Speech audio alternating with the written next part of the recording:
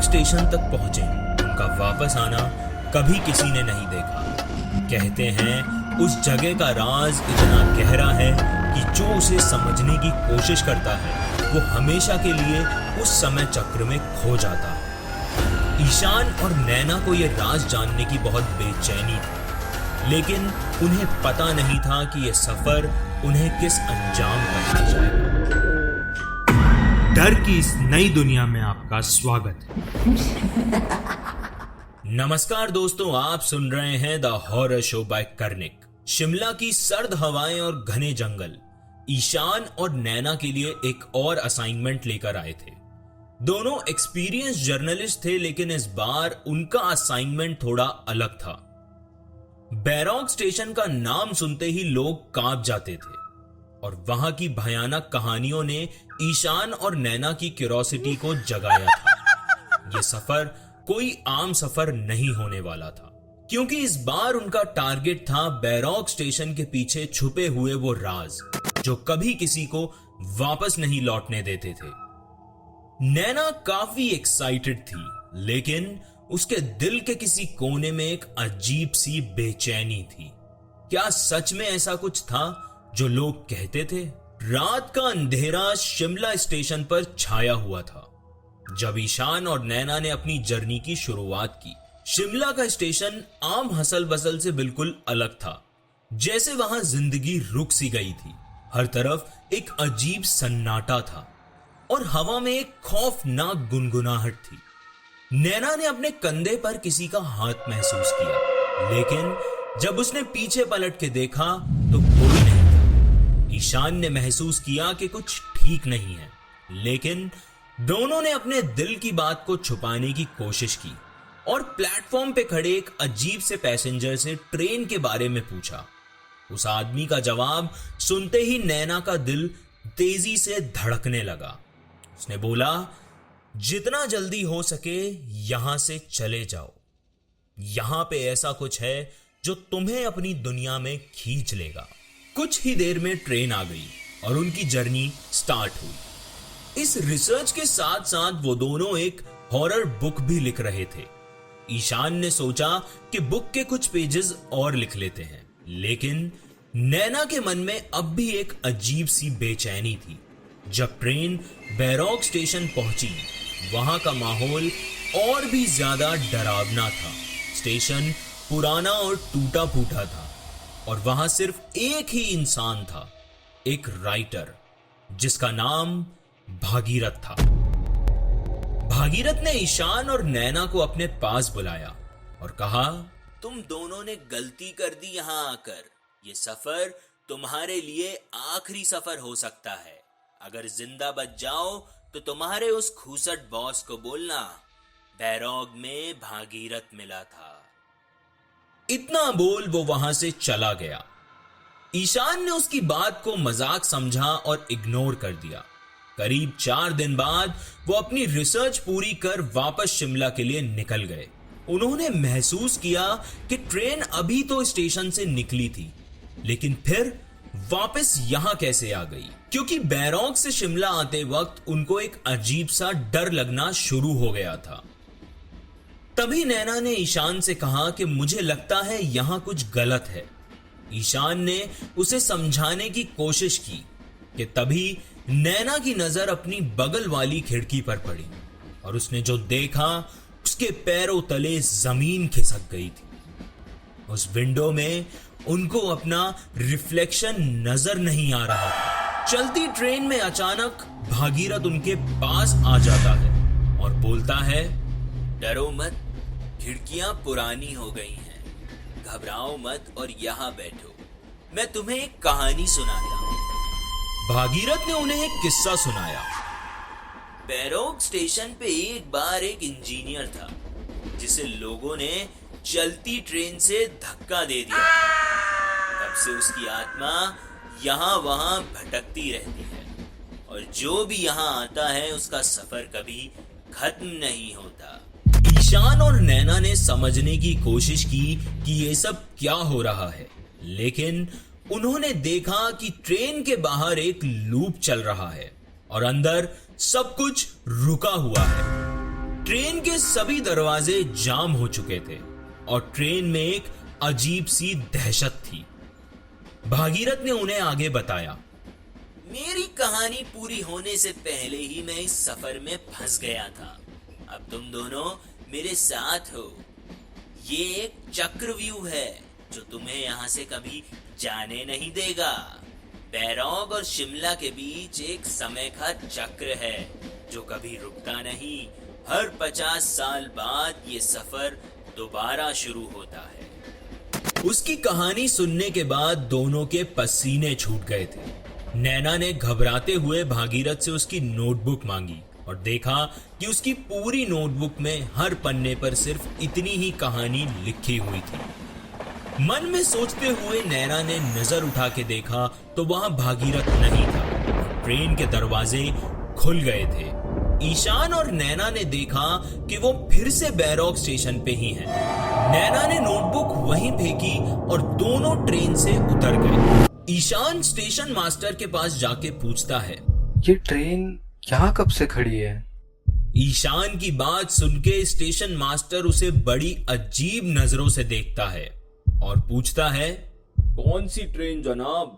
लगता है जनाब रात का नशा नहीं उतरा।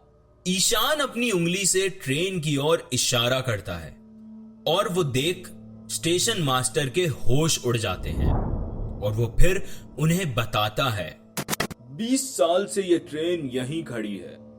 क्या आपको भी भागीरथ मिला था? इतना सुन ईशान के शरीर का खून ठंडा पड़ जाता है और उसके मुंह से आवाज नहीं निकलती है। नैना ईशान को देखती है और डर जाती है और जोर जोर से चिल्लाने लगती है।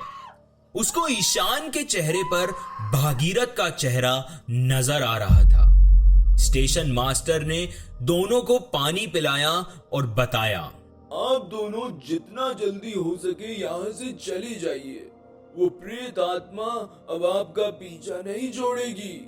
वो भागीरथ एक इंजीनियर था और 20 साल पहले इसी स्टेशन पे कुछ लुटेरों ने उसे चलती ट्रेन से धक्का दे दिया था। तब से उसकी आत्मा यहाँ भटकती रहती है। आप यहाँ से चले जाओ बाबूजी, अगर अपनी जान की सलामत चाहते हो तो। स्टेशन मास्टर की बात सुन के दोनों बाय रोड अपने शहर वापस आ जाते हैं। वो लोग अपने ऑफिस जाके सबको ये कहानी सुनाते हैं, लेकिन ऑफिस में हर एक इंसान को ये कहानी सिर्फ एक कहानी ही लगती है। पूरे ऑफिस में किसी ने उनकी बात पर यकीन नहीं किया। दिन पे दिन निकल रहे थे, लेकिन ईशान और नैना के दिमाग से वो हादसा बाहर नहीं आ रहा था। तभी एक दिन ईशान ने नैना को बुलाया और कहा, नैना, हमें वापस चलना चाहिए। हमारी कहानी भी अभी खत्म नहीं हुई है। ईशान की बात सुन के नैना के चेहरे का रंग उड़ गया था और वो शॉक में चली गई थी। ईशान ने दोबारा उससे पूछा और नैना ने जवाब दिया, तुम्हारा दिमाग तो खराब नहीं हो गया ईशान? पिछली बार हम कितनी मुश्किल से अपनी जान बचा के आए हैं और वो भागीरथ की आत्मा तो अब भी मुझे आंखें बंद करने पर नजर आती है और तुम बोल रहे हो कि हमें वहां वापस जाना चाहिए। नैना की बात सुन के ईशान ने उसे समझाने की कोशिश की। नैना, अगर हम इस कहानी का सच जान लेंगे तो शायद इस भागीरथ की आत्मा से हमें छुटकारा मिल सकता है और हम इस खौफनाक मंजर को अपनी बुक में पब्लिश करेंगे। किताब के लालच से नैना कन्विंस हो जाती है और दोनों फिर एक बार उस सफर के लिए निकल जाते हैं। और जब वो बैरॉक स्टेशन पर पहुंचते हैं तो उन्होंने देखा कि सब कुछ वैसा ही है, पुराना, टूटा फूटा और उतना ही भयानक। लेकिन इस बार उनके मन में डर नहीं था। वो दोनों इस रहस्य को सुलझाना चाहते थे, इस समय के चक्र को तोड़ना चाहते थे। स्टेशन पर वैसा ही सन्नाटा था जैसा उन्होंने पहले सुना था। उन्होंने अपने आसपास देखा और भागीरथ को ढूंढने लगे। तभी उन्हें एक पुराना कैफे नजर आया जहां एक बूढ़ी औरत बैठी हुई है। वो बूढ़ी औरत उनकी तरफ देखती है और मुस्कुराते हुए कहती है, तुम दोनों वापस आ गए। तुम्हें अपने सवालों के जवाब चाहिए? ईशान और नैना हैरान हो जाते हैं और नैना हिचकिचाते हुए उनसे पूछती है, हम यहाँ सवालों के जवाब ढूंढने आए हैं और ये बात आपको कैसे पता? क्या जानती हैं आप भागीरथ के बारे में? बूढ़ी औरत ने कहा, यहाँ सब कुछ सुनाई देता है, सब कुछ समझ आता है। भागीरथ की कहानी सिर्फ एक कहानी नहीं है, ये एक हकीकत है। अगर तुम्हें उसकी आत्मा से बचना है तो वापस लौट जाओ, चले जाओ यहाँ से। अगले ही पल एक आवाज आती है, तुम दोनों यहाँ क्यों आए? क्या तुम्हें मेरे साथ फिर से सफर करना है? वो आवाज भागीरथ की थी और नैना ने ईशान को धीमी आवाज में बोला, हमें यहाँ नहीं आना चाहिए था ईशान। और देखते ही देखते नैना की आंखों में वो पुरानी कहानी का मंजर सामने आ जाता है। अब भागीरथ का चेहरा उसकी आंखों में था, उसे हर जगह सिर्फ वही दिख रहा था। ईशान और नैना को अब ये एहसास हो गया था कि वो समय के चक्र में घुस गए हैं। हर तरफ पुराने मंजर दिख रहे थे और वो खुद को बार बार बैरोग और शिमला के बीच पा रहे थे। अब वो ये समझ चुके थे कि उन्होंने सिर्फ अपना सफर ही नहीं बल्कि अपनी जिंदगी भी दांव पे लगा दी है। जैसे तैसे वो लोग एक बार अपनी जान बचा के वापस आ गए थे, लेकिन अब उन्हें हर वक्त ये एहसास होता कि भागीरथ का साया उनके आसपास ही है। वो लोग सच्चाई से भागने की कोशिश कर रहे थे और दोनों ने मिलकर अपनी अधूरी किताब को पूरा किया। उन्होंने अपनी बुक में बैरोग स्टेशन की कहानी को डिटेल में लिखा। जो कुछ उन्होंने देखा था, महसूस किया था और सुना था, वो सब उन्होंने बुक में लिख डाला।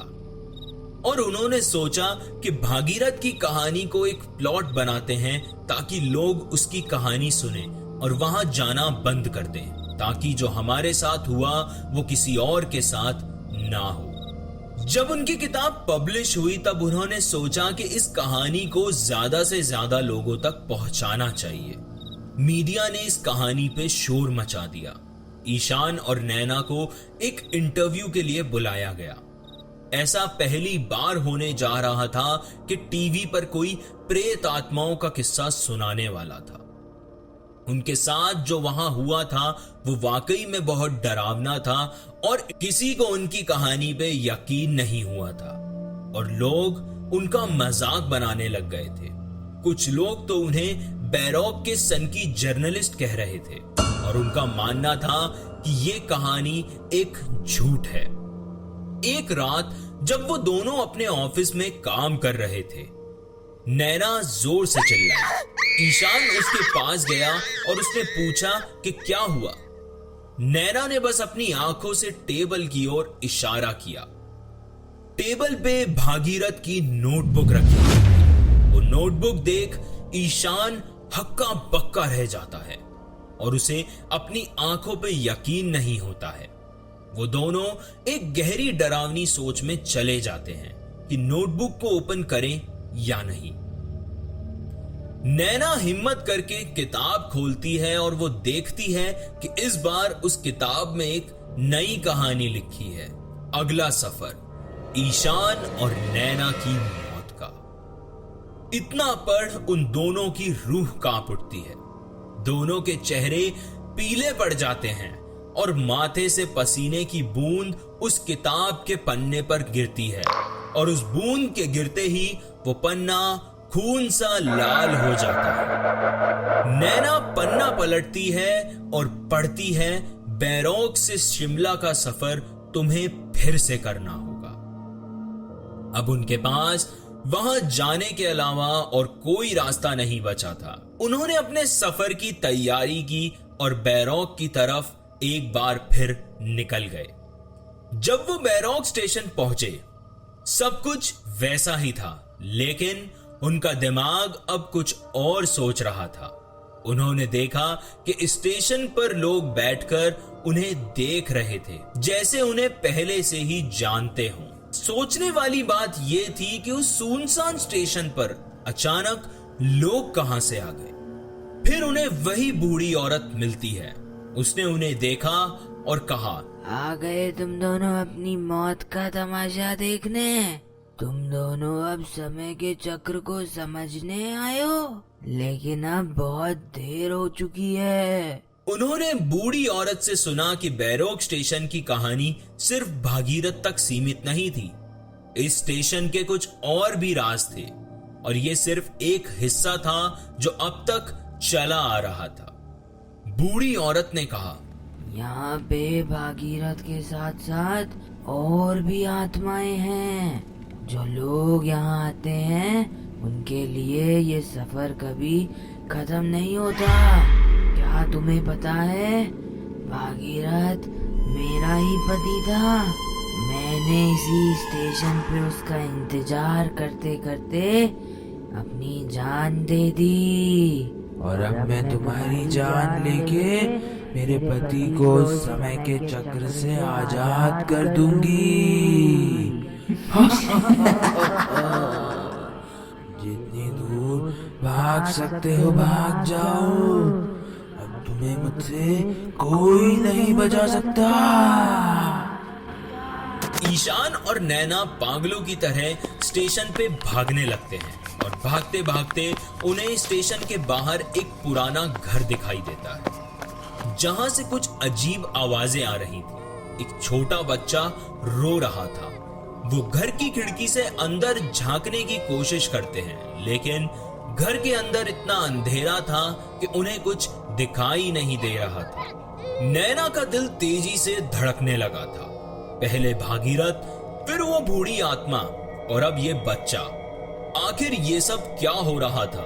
उन्हें कुछ भी समझ नहीं आ रहा था कि वो किस समय के चक्र में उलझ गए हैं। तभी वहां अचानक भागीरथ की आत्मा आ जाती है। तुम दोनों यहाँ आए हो इस चक्र को तोड़ने। ये चक्र कोई कहानी नहीं है, एक हकीकत है। ईशान और नैना ने एक दूसरे की तरफ देखा और अब उन्हें यह यकीन हो गया था कि वो इस समय के चक्र से कभी बाहर नहीं निकल पाएंगे। वो आत्माएं ना तो उन्हें जीने दे रही थी और ना ही उनका पीछा छोड़ रही थी। ईशान और नैना के लिए जिंदगी अब एक भयानक सपने जैसी हो गई थी। हर जगह उन्हें भागीरथ और उसकी पत्नी के चेहरे दिखाई देते।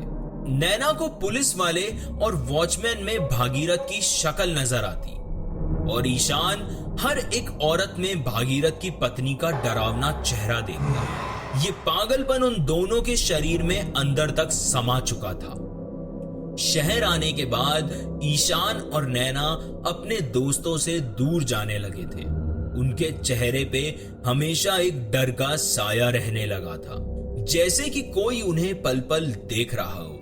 रात को सोते वक्त उन्हें अपने कमरे में अजीब सी आवाजें सुनाई देने लगी थी।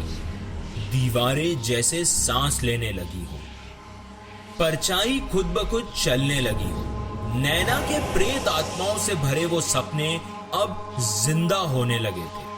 ईशान को अक्सर लगता कि भागीरथ की पत्नी उसके बिस्तर के नीचे छुपी हुई है और जैसे ही वो आंख बंद करता वो आत्मा उसके ऊपर आ जाती। इतना सब होने के बाद भी वो दोनों हिम्मत नहीं हार रहे थे और एक दूसरे को दिलासा दे रहे थे, ये बोल के कि ये सब सिर्फ उनका वहम है।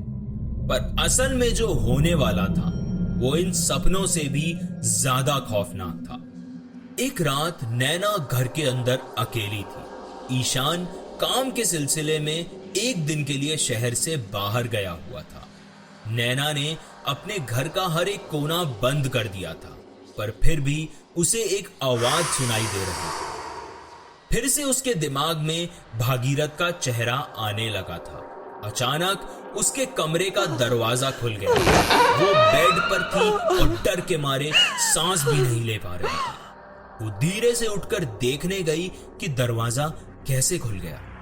उसने अपने हाथ में एक आयरन रॉड उठा ली, जैसे कि कोई उस पर हमला करने आ रहा। पर जैसे ही नैना ने लिविंग रूम की तरफ देखा, उसका दिल वहीं रुक गया।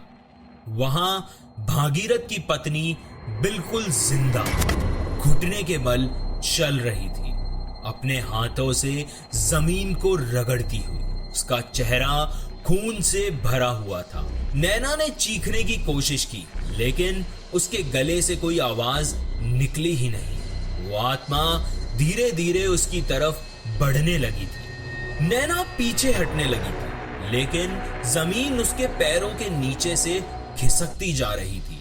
और तभी उस आत्मा ने अपने लंबे नुकीले हाथों से नैना के पैर पकड़ लिए। वो चिल्लाई, लेकिन कोई नहीं था जो उसे सुन सके। आत्मा ने नैना को अपने पास खींच लिया और अपने नुकीले दांतों से उसके गले को नोच दिया। नैना का चेहरा 1 सेकंड में लाल हो गया और धीरे धीरे उसकी आंखों की रोशनी जाने लगी।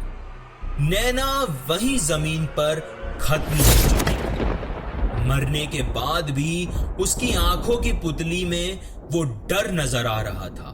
वो डर भागीरथ और उसकी पत्नी का था।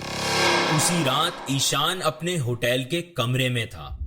उसने अपने सपने में भी नहीं सोचा था कि नैना के साथ ये सब हो सकता है और उसकी जिंदगी खत्म हो जाएगी।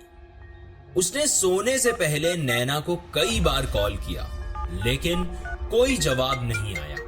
उसका मन और भी ज्यादा बेचैन होने लगा था। तभी उसने अपने कमरे के दरवाजे पर एक ठपठपाहट की आवाज सुनाई आई। ईशान वो आवाज सुन के डर गया था कि इतनी रात को कौन हो सकता है, वो भी यहां।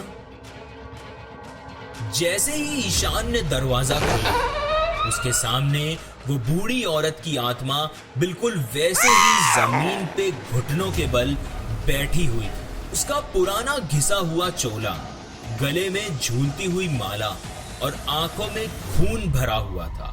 वो बोली, मेरे भागीरथ को वापस लाओ। ईशान ने डर के मारे दरवाजा बंद कर दिया, लेकिन उसका दिल इतनी जोरों से धड़कने लगा था कि उसे महसूस हो रहा था जैसे उसका दिल अब उसकी छाती से निकलने वाला है। उसने अपना मोबाइल उठाया और नैना को फिर से कॉल किया और इस बार कॉल कनेक्ट हो गई, लेकिन फोन से नैना की कोई आवाज नहीं आ रही। सिर्फ सुनाई दे रहा था तो एक शांत सन्नाटा। तभी ईशान के पीछे से उस आत्मा का हाथ आया और जब उसने पलट कर देखा तो भागीरथ का साया वहां आ चुका था। उसकी पत्नी भी घुटनों के बल अपने नुकीले नाखूनों से जमीन को रगड़ती हुई ईशान की ओर बढ़ती जा रही थी। होटल के रूम में ईशान जोरों से चिल्ला रहा था, लेकिन उससे पहले कि वो दूर भागता, उस बूढ़ी आत्मा ने अपने एक हाथ से उसकी छाती के अंदर हाथ डाल उसका दिल बाहर निकाला। ईशान वहीं जमीन पर तड़पते हुए अपनी जान गंवा बैठा और मरते हुए भी उसने नैना का नाम पुकारा, लेकिन अब सब खत्म हो चुका था। ईशान और नैना जो बैरॉक स्टेशन के राज का पर्दा उठाना चाहते थे, वो खुद उस समय के चक्र का शिकार बन गए। भागीरथ और उसकी पत्नी की आत्माओं ने उन्हें कभी वापस नहीं जाने दिया। नैना अपने घर में ही मरी हुई मिली और ईशान अपने होटल के कमरे में पड़ा हुआ मिला। दोनों का शरीर इस तरह घायल था कि कोई उनकी डेड बॉडी तक नहीं देख पाया। ये कहानी केवल ईशान और नैना तक सीमित नहीं थी, बल्कि उन सभी के लिए एक चेतावनी है जो कभी ऐसे खौफनाक एडवेंचर्स को अंजाम देने की हिम्मत करते हैं। राज जितना गहरा होता है, उसकी प्यास भी उतनी ही भयानक होती है। क्या सच में बैरॉक स्टेशन इतना खौफनाक है? क्या वो समय का चक्र अभी भी जिंदा है जिसमें नैना और ईशान फंस चुके थे और उनको अपनी जान गंवानी पड़ी? अगर कभी आपका बैरॉक स्टेशन की तरफ जाने का मन हो तो ये याद रखना, कुछ राज ऐसे होते हैं जो खोलने के लिए नहीं बल्कि भूल जाने के लिए होते हैं, वरना आप भी उस समय के चक्र का हिस्सा ना बन जाओ। अगर आपको आज की ये कहानी पसंद आई है तो वीडियो को लाइक करना ना भूलें। और अगर आप ये कहानी Spotify या YouTube पे सुन रहे हैं तो मेरे चैनल को सब्सक्राइब करें एंड Spotify पे मुझे रेटिंग जरूर दें। आपको ये कहानी कैसी लगी मुझे कमेंट बॉक्स में जरूर बताएं। और अगर आपके पास भी कोई स्टोरी है तो आप मुझे इस ईमेल एड्रेस पे भेज सकते हैं या फिर मुझे Instagram पे DM कर सकते हैं। हो सकता है अगली कहानी आपकी हो। आज की कहानी में बस इतना ही। धन्यवाद। तो दोस्तों, आपको स्टोरी कैसी लगी कमेंट बॉक्स में ज़रूर बताएं। अब चलते हैं दूसरी कहानी की ओर। हम लोगों को बहुत छोटी उम्र से समझा दिया जाता है कि किसी भी अनजान जगह पर जाओ तो वहां पर अगर कोई कुछ खाने को दे तो खाना मत। कोई कागज पड़ा दिखे जिस पे कुछ लिखा हुआ है तो उसे छूना मत। कोई ताबीज या धागा पड़ा दिखाई दे तो उससे दूर ही रहना, क्योंकि हमें नहीं पता वो चीजें कहां से आई हैं और किस मकसद के लिए यहां फेंकी गई हैं। ऐसी चीजों पर अगर हाथ लगा लो तो उसका अंजाम क्या हो सकता है हमें नहीं पता। अक्सर हमारे स्कूल्स में, कॉलेजेस में कुछ ना कुछ एक्टिविटीज की जाती हैं। हमें अलग अलग जगहों पर ले जाया जाता है। कानपुर में रहने वाली फैजा ने ये कहानी हमें भेजी है। उनकी एक 14 साल की बेटी है नादिया, जो वहीं के एक प्राइवेट स्कूल में पढ़ती है। 2023 में फरवरी का पहला हफ्ता था। वो स्कूल की तरफ से कहा गया कि हम एक एक्टिविटी करने वाले हैं। ये एक्टिविटी हम स्कूल से थोड़ा दूर एक पार्क में करेंगे। इस एक्टिविटी के लिए 10-10 बच्चों की 4 टीमें बनाई गई। स्कूल आने के बाद फ्राइडे को सुबह 10 बजे बच्चों को लेकर टीचर्स वहां पहुंचे। टीचर्स ने उन्हें बताया कि आखिर हमें करना क्या है। बच्चों को ग्लव्स पहनाए गए और पार्क में पड़े कूड़े कचरे को, जैसे चिप्स के पैकेट, पॉलिथीन, पानी की बोतल, ये सब उठा के उन्हें अपने अपने डस्टबिन में डालना था। बच्चों को ये एक्टिविटी करने में मजा आने लगता है। नादिया कूड़ा उठाते उठाते पार्क के उस तरफ आ गई जहां पे एक कब्रिस्तान था। वैसे तो पार्क साफ सुथरा ही था वो, पर फिर भी थोड़ा बहुत जो कचरा दिखाई दिया वो उठा के डस्टबिन में डाल दिया उन्होंने। टीचर्स का नादिया पर ध्यान नहीं गया। वो पार्क की बाउंड्री के बीच से बने एक रास्ते पर चली गई। ये रास्ता कब्रिस्तान की तरफ जा रहा था। नादिया को पता नहीं था वो अभी कहां पे है। कब्रिस्तान में आते ही नादिया के राइट साइड में लाइन से 3 कब्रें बनी थी।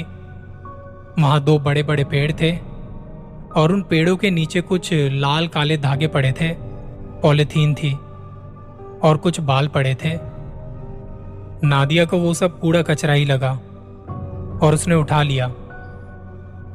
जब हाथ में उठा के खड़ी हुई, उसने एक नजर सामने कब्रिस्तान के अंदर की तरफ देखा तो उसे एहसास हुआ कि मुझे यहां नहीं होना चाहिए था। वो जल्दी जल्दी में वहां से बाहर निकल के वापस पार्क में आई। वो बार बार पीछे मुड़ के देख रही थी। जो भी उसके हाथ में था उसने जाके डस्टबिन में डाल दिया और डाल के कुछ देर बस देखती रही। एकदम से उसकी फ्रेंड वहां आती है, पूछती है क्या हुआ नादिया। नादिया कुछ नहीं कहती और अपने हाथों को देखती हुई एक बेंच पर बैठ गई। उसे अकेले बैठा देख क्लास टीचर नादिया के पास आई। क्या हुआ बेटा, थक गए? उसे पसीने आ रहे थे। टीचर ने कहा तुम थोड़ी देर बैठो अभी, फिर वापस चलते हैं। अच्छा पानी पियोगी? उसने मना कर दिया। जब सारे बच्चे एक्टिविटी के बाद वापस जाने को हुए, टीचर काउंटिंग करते हुए बच्चों को बस में चढ़ा रही थी। नादिया तब भी उस बेंच पर बैठी रही। वो अपने हाथों को घूरे जा रही थी। टीचर ने उसे आवाज दी पर उसने कोई जवाब नहीं दिया। वो बस से उतर के नादिया के पास आई। चलो बेटा वापस चलना है। उसने एकदम से टीचर की तरफ देखा और बस की तरफ चल दी। वो रास्ते भर चुपचाप बैठी रही। स्कूल आके भी उसने किसी से बात तक नहीं की और आते ही वॉशरूम में चली गई। उसे घबराहट हो रही थी, ऐसा लग रहा था कि अभी उसे उल्टी हो जाएगी, पर हुई नहीं। वो अपने सेंसेस में तो थी, पर जैसे उसकी बॉडी को किसी ने अपने कंट्रोल में कर लिया था। एक बात जो उसने कचरा उठाते हुए कब्रिस्तान में सुनी, वो बहुत धीमी सी आवाज़ थी जिसमें किसी ने उससे कहा था, इस जगह से चली जाओ, यहाँ पे दोबारा मत आना। वॉशरूम में भी उसे वो आवाज़ सुनाई दे रही थी। उसने अपना मुंह धोया और आगे पीछे देखते हुए बाहर आके अपनी क्लास की तरफ चली गई। उसके क्लासमेट्स जो उसके अच्छे दोस्त हैं, वो देख रहे थे कि नादिया आज कुछ बदली हुई सी लग रही है। सुबह आई थी तब तक तो ठीक थी, वो हमसे बात भी कर रही थी, पर जब से एक्टिविटी करके आई है वो चुप सी हो गई है। थोड़ी देर बाद जब छुट्टी हुई तो सब अपना अपना बैग उठा के बाहर चले गए। नादिया की मम्मी, जिनका नाम फैज़ा है, वो उसे लेने आती थी। वो 10-15 मिनट बाहर खड़ी रही, देख रही थी कि नादिया अभी तक नहीं आई। पूरा स्कूल खाली हो चुका था और फैज़ा को घबराहट होने लगी। उन्होंने सिक्योरिटी गार्ड से पूछा। तब वो गए क्लास में तो नादिया अभी भी अपने बेंच पर बैठी हुई थी। सिक्योरिटी गार्ड के पीछे पीछे फैज़ा भी आ गई। बच्ची को देखते ही पहले तो उसकी जान में जान आई, फिर उसके पास आके कहा, बेटा घर नहीं चलना। उसने एकदम से मम्मी की तरफ देखा। क्या हुआ बेटा, तू इतनी घबराई हुई सी क्यों लग रही है? कुछ नहीं मम्मा। चल उठ फिर घर चलें। उसने अपना बैग उठाया और दोनों स्कूल से बाहर आए, ऑटो किया और घर के लिए निकल गए। फैज़ा ने नादिया का सर अपनी गोद में रखा हुआ था और वो कांप रही थी। बेटा कुछ हुआ है क्या आज? तेरी तबीयत ठीक नहीं लग रही मुझे। वो मम्मी की किसी भी बात का जवाब नहीं दे रही थी। 10-15 मिनट बाद दोनों घर पहुंचे। नादिया आते ही वॉशरूम भाग गई। मम्मी ने उसका बैग रखा और बेटी के लिए खाना लगाया। फैज़ा इतने में उसके लिए खाना लेके आई। वो अपने बेड पर सो चुकी थी। उसे भी लगा कि सोने देती हूँ, अभी उठेगी तो भूख लगेगी, फिर खा लेगी। उस दिन फैज़ा ने भी कुछ नहीं खाया था। वो नादिया के पास लेटी और सो गई। 1 घंटे बाद मम्मी की आंख खुली तो नादिया अभी भी सो रही थी। उन्होंने उसे उठाया भी नहीं। फिर वो अपने काम करने में लग गई और नादिया जब शाम के 7 बजे तक भी नहीं उठी तो जाके उसे जगाया। उठते ही वो वॉशरूम में भाग गई, हाथ मुंह धोए और तब वॉशरूम में एक बड़ी हल्की सी आवाज़ सुनाई दी उसे। समझ नहीं आ रहा था वो आवाज़ कह क्या रही है। ये बात इग्नोर करके उसने वापस आके सबसे पहले अपनी मम्मी से खाना मांगा। मम्मी ने उसे खाना दिया और पूछा, बेटा तबीयत ठीक है ना? जी मम्मा। और ये आखिरी बार था जब बेटी से फैज़ा ने बात की थी। नादिया के पापा किसी काम से मुंबई गए हुए थे। घर में बस ये दोनों ही थे उस वक्त। फैज़ा ने सारा काम ख़त्म किया और सोचा कि बेटी के पास थोड़ी देर बैठती हूँ जाके। वो कमरे में आई तो देखा कि नादिया सो चुकी है। फैज़ा को लगा अभी तो सो के उठी थी। उसने जाके बच्ची के माथे पर हाथ रखा तो उसका टेम्परेचर बढ़ा हुआ था। वो भी साथ में लेट गई। बेटी का सर सहलाते हुए पता नहीं कब कब में उसे भी नींद आ गई थी। आधी रात नादिया के कान में फिर से कुछ आवाज़ सुनाई दी और उसने एकदम से अपनी आंख खोली। वो उठ के कमरे की खिड़की के पास जाके बैठ जाती है। बस बाहर देखे जा रही थी। उसने खिड़की खोली और इस आवाज़ से मम्मी की आंख खुल जाती है। पहले तो वो देखती है कि नादिया बिस्तर पर नहीं है। फिर कमरे में यहाँ वहाँ देखा तो वो खिड़की के पास बैठी अपनी गर्दन हिला रही है, जैसे कोई सामने खड़ा होकर उससे बात कर रहा है, और उसकी बात का जवाब अपनी गर्दन हिलाते हुए दे रही थी वो। फैज़ा देखती वहाँ तो कोई है भी नहीं, फिर ये किससे बात कर रही है। उसने थोड़ी देर बस नादिया को देखा, कुछ कहा नहीं। इसके बाद नादिया उठ के वॉशरूम में जाने लगी।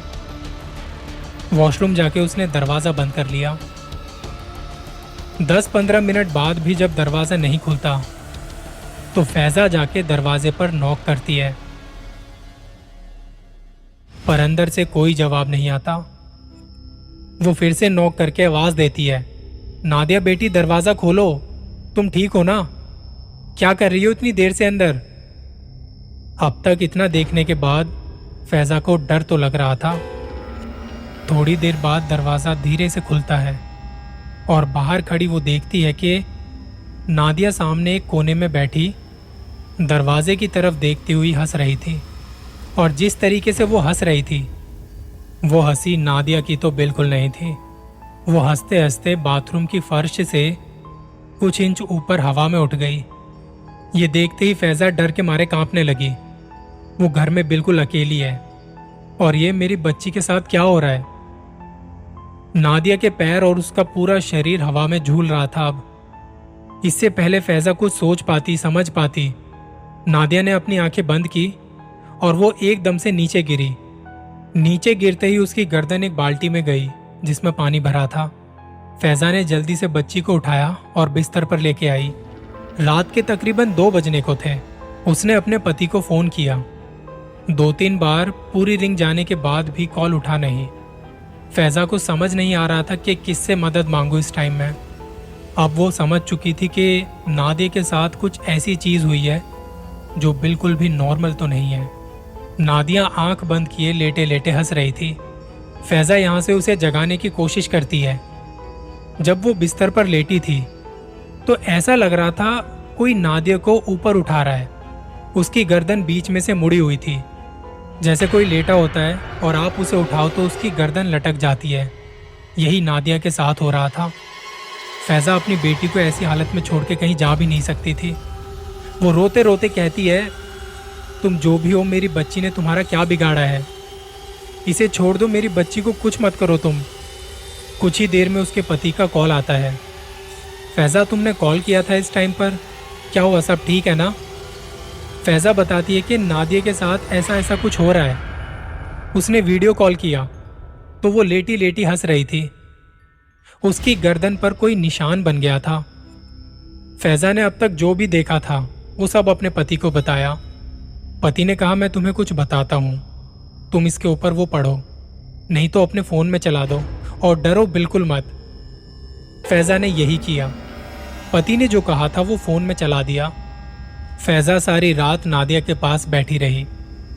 सुबह का इंतज़ार कर रही थी। कब कब में उसकी भी आंख लग गई पता नहीं चला। सुबह 8 बजे तक जब नादिया नहीं उठी तो अपने पड़ोस वाले घर पर फ़ोन करके बताया कि नादिया के साथ ऐसा ऐसा हो रहा है। पड़ोस में एक बुज़ुर्ग अंकल जी थे जिन्होंने फैज़ा को कहा, मैं तुम्हें एक फ़ोन नंबर देता हूँ, ये एक मौलवी हैं, इन्हें फ़ोन करके सब बातें बताइए। फैज़ा ने उन मौलवी साहब को फ़ोन किया। उन्हें बताया कि मेरी बेटी के साथ कल रात से ऐसा ऐसा कुछ हो रहा है। मौलवी साहब ने घर का एड्रेस पूछा और दोपहर 12 बजे तक फैज़ा के घर आ पहुँचे। पति ने भी फ़ोन करके बता दिया था कि मैं घर आ रहा हूँ, शाम 4 बजे तक पहुँच जाऊँगा। मौलवी साहब जब घर में आए तो नादिया सोफे पर बैठी थी। वो अपनी गर्दन कभी दाएं झुकाती कभी बाएं, और मौलवी साहब को देखते हुए वो गुस्से में आ गई। वो देखते ही समझ गए कि बच्ची के साथ क्या है। वो नादिया के सामने बैठे। नादिया उन्हें देख के रोने लगी। फैज़ा अपनी बेटी को ऐसे देख उसके पास आती है। क्या हुआ बेटा, रो मत, सब ठीक हो जाएगा। वो रोते रोते मम्मी के गले लग गई और फिर मौलवी की तरफ घूरते हुए देखा। मौलवी समझ गया था कि ये नाटक कर रहा है। उन्होंने फैज़ा को कहा, दूर हो जाओ बच्ची से। उनके पास एक थैला था जिसमें से कुछ निकाला और अपनी मुट्ठी बंद करके पढ़ने लगे। जैसे जैसे वो पढ़ रहे थे, नादिया को उल्टी होने लगी। वो जहाँ बैठी थी वहीं उल्टी करती और चाट जाती। मौलवी को देख के वो हंसती तो उसके अंदर से 2 बड़ी भारी आवाज़ें आने लगती। फैज़ा ने बताया कि नादिया का शरीर थक चुका था, पर उसके अंदर जो था वो ना तो उसे कुछ खाने पीने दे रहा था, ना उसे चैन से सोने दे रहा था। अब शाम को जब मेरे पति घर पर आए, उन्होंने नादिया को इस हालत में देखा तो सहम गए। मौलवी साहब ने बोला कि बच्ची के अंदर कल कब्रिस्तान से कुछ साथ में आ गया है, हमें जल्दी ही कुछ करना होगा, नहीं तो बच्ची कमज़ोर पड़ती जाएगी और वो इसके अंदर और ताकतवर होता जाएगा। नादिया के पापा उससे पूछते, ये कब्रिस्तान में कब गई? फैज़ा ने कहा, मुझे भी नहीं पता। नादिया हंसते हंसते कहने लगी, कल ये कब्रिस्तान आई थी, हमने इससे कहा भी था इस जगह से चली जाओ, यहाँ पे दोबारा मत आना, पर इसने हमारी बात नहीं मानी और कब्र के पास से कुछ सामान उठा के कूड़े में डाल दिया। मौलवी साहब ने कहा, तू अभी गुस्से में है, बच्ची को छोड़ दे, इसमें इसकी कोई गलती नहीं। नादिया हंसे जा रही थी। उसके अंदर से आवाज़ आई, जहाँ पर यह गई थी वहीं पर जाके इससे माफ़ी मांगने को कहो, जब तक ये माफ़ी मांगेगी नहीं हम इसे छोड़ेंगे नहीं। मौलवी साहब ने कहा, इसे मेरे साथ चलना होगा। नादिया ने मौलवी साहब को उस जगह के बारे में बताया। शाम 7 बजे से पहले नादिया मौलवी जी और अपने मम्मी पापा के साथ उस जगह पर पहुंची। वहां पहुंचकर मौलवी साहब ने कुछ पढ़ा और नादिया हंसते हंसते बेहोश हो गई। उसे उठाकर घर लेके आए। मौलवी साहब ने वहीं बैठ के नादिया के लिए एक ताबीज़ बना के दिया और कहा कि बच्ची को कुछ दिनों के लिए बिल्कुल भी अकेला मत छोड़ना और ये ताबीज़ उसे हमेशा पहनाए रखना। फैज़ा ने बताया, इस बात के तकरीबन 2 महीने बाद तक नादिया ने किसी से बात नहीं की और वो बहुत कमज़ोर हो गई। हमने उसके स्कूल में बता दिया था कि अभी कुछ दिन के लिए वो नहीं आएगी। 2 महीने बाद एक दिन नादिया खुद मेरे पास आके कहती है, मम्मा मुझे नानी के घर जाना है, और उस वक्त मैं उसे कुछ नहीं कह पाई। 2 महीने बाद उसने हमसे बात की थी। हम अगले ही दिन दिल्ली आ गए उसकी नानी के घर, और आप ये लगा लो तब से हम यहीं पर रह रहे हैं। उस वाले घर को हमने किराए पर दे दिया है। नादिया यहाँ पर ठीक है, उसका स्कूल भी चेंज करवा दिया है अब तो। मौलवी साहब भी फ़ोन करके पूछते रहते हैं बच्ची कैसी है। उनकी बात अक्सर नादिया के पापा से होती है। अब उन्होंने कुछ बोला हुआ है जो वो करते रहते हैं। ये सब अब कब तक चलेगा पता नहीं, कुछ चीज़ें हमारे हाथ में नहीं होती हैं। फैज़ा ने जो इंसिडेंट बताया अपनी बेटी नादिया को लेकर, ये एक ऐसी चीज़ थी जो शायद होनी ही थी। नादिया को कुछ बातें तो आज भी याद हैं। उसने मुझे बताया भी था कि स्कूल की तरफ से कहाँ गए थे और उसने क्या क्या किया। स्कूल के अंदर का तो उसे सब कुछ याद है, पर घर आके जब वो सो गई थी उसके बाद से उसे कुछ भी याद नहीं था। वो सब जो मैंने देखा था, कुछ घंटों में हमारी जिंदगी पूरी तरह से बदल गई। नादिया की इस कहानी के बारे में आपका क्या कहना है? क्योंकि उसने तो कुछ ऐसा किया भी नहीं था, वो तो बस एक एक्टिविटी में पार्ट ले रही थी। अपने थॉट्स आप हमसे शेयर कर सकते हैं। फिलहाल के लिए आज के एपिसोड में बस इतना ही। जल्दी मिलेंगे किसी नई कहानी के साथ।